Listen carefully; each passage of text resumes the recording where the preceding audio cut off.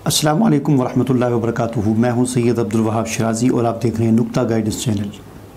जादू नगरी और जिन्नात की दुनिया वीडियोस का ये सिलसिला हमारा जारी है और इस सिलसिले की एक और वीडियो लेकर आपके सामने हाज़िर हुआ हूं।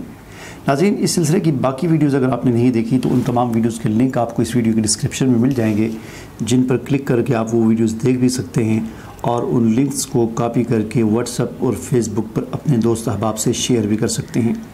आज की जो मेरी वीडियो है ये एक सवाल के जवाब में है। व्हाट्सएप पे मुझे एक कोई साहिब थे, हमारे दोस्त थे, उन्होंने एक मैसेज भेजा जो आपको स्क्रीन पर नज़र आ रहा होगा। उसमें वो लिखते हैं कि जी एक साहिब ने इसके पढ़ने का बहुत ज़ोर दिया है।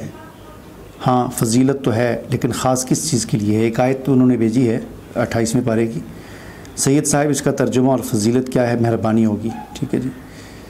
तो उनका कहने का मकसद ये है कि मुझे किसी ने ये आयत भेजी है 28वें पारी की और इस आयत की बड़ी फजीलत, इसकी फजीलत क्या है? उन्होंने कहा कि इसको कसरत से पढ़ो, बड़ा फ़ायदा होगा, बड़े जो है मुश्किलात आपकी हल होंगी, रिज़्क़ में बरकत होगी, फ़लाँ जो भी कुछ बताया उन्होंने। तो आज की इस वीडियो में आपको इस बारे में समझाऊँगा कि इस आयत के ज़रिए कैसे रिज़्क़ में बरकत होती है, ये आयत कैसे बंदिशों को रेज़ा रेज़ा करके तोड़ देती है, ये आयत कैसे जो है वो अल्लाह को हमारे साथ, यानी अल्लाह हमारे लिए काफ़ी हो जाता है इस आयत के ज़रिए, ये सारी बातें कैसे हासिल होती हैं। बहुत ही अहम वीडियो है। मेरा आपसे ये गुजारिश है कि बाकी वीडियो चलो आप देखते हैं या नहीं, लेकिन इस वीडियो को आप ज़रा तवज्जो के साथ और ध्यान के साथ ज़रूर देखिए। सबसे पहले मैं आपके सामने इस आयत को पढ़ देता हूँ। अऊज़ु बिल्लाहि मिनश्शैतानिर्रजीम, बिस्मिल्लाहिर्रहमानिर्रहीम।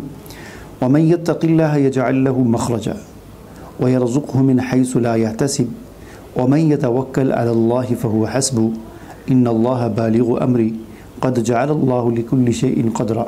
सदक़ल्लाहुल अलिय्युल अज़ीम।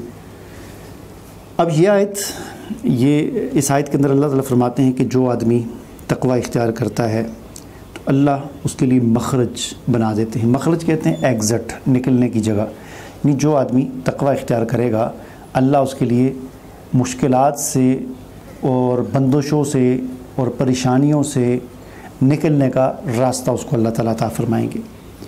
व यरज़ुक़हु मिन हैसु ला यहतसिब, और अल्लाह ताला उसे वहाँ से रोज़ी अता करेंगे, रिज़्क़ अता करेंगे जहाँ से उसके वहम गुमान में भी नहीं होगा। दो बातें हो गई, एक तो बंदिशें रुकावटें ख़त्म करेगा अल्लाह ताला, और नंबर दो अल्लाह उसको वहाँ से रोज़ी अता करेगा जहाँ से उसके वहम गुमान भी नहीं होगा।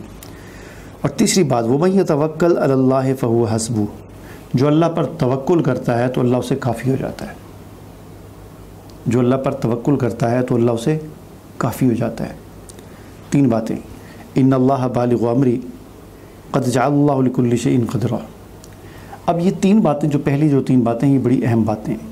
इन तीन बातों में हमारी तमाम मुश्किलात, तमाम परेशानियाँ, तमाम बंदिशें, तमाम रुकावटें, तमाम बीमारियाँ, सबका हल मौजूद है। न सिर्फ दुनिया की परेशानियाँ बल्कि क़ब्र की परेशानी और आखिरत की परेशानियाँ, उनका हल भी इन तीन आयतों में मौजूद है। बड़ी जामे आयात हैं। अब देखिए अब होता क्या है।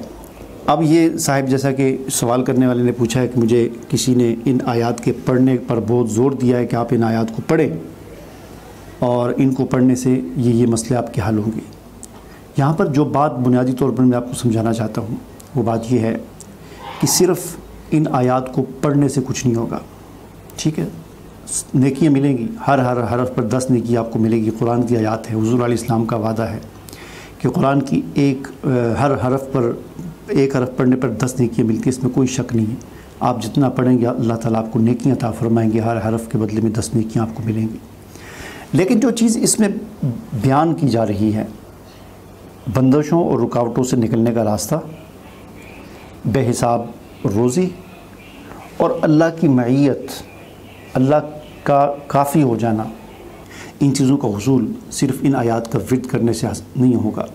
क्योंकि इन आयात में अल्लाह ताला ने ये नहीं फरमाया कि जो इन आयात को पढ़ेगा तो उसे उसकी बंदिशें टूटेंगी और वो वहाँ से निकलेगा। अल्लाह ने ये नहीं फरमाया कि जो इन आयात को पढ़ेगा तो उसको बेहिसाब रिज़्क़ मिलेगा। अल्लाह ने ये नहीं फरमाया कि जो इन आयात को पढ़ेगा तो मैं उसको काफ़ी हो जाऊँगा, बल्कि अल्लाह ने फरमाया जो तक़वा इख्तियार करेगा तो उसके लिए बंदिशें और रुकावटें उसकी ख़त्म हो जाएंगी اس کے لیے راستے کھل جائیں گے. جو تقوی اختیار کرے گا ہم اس کو وہاں سے روزی عطا کریں گے جہاں سے اس کے وہم و گمان میں نہیں ہوگا.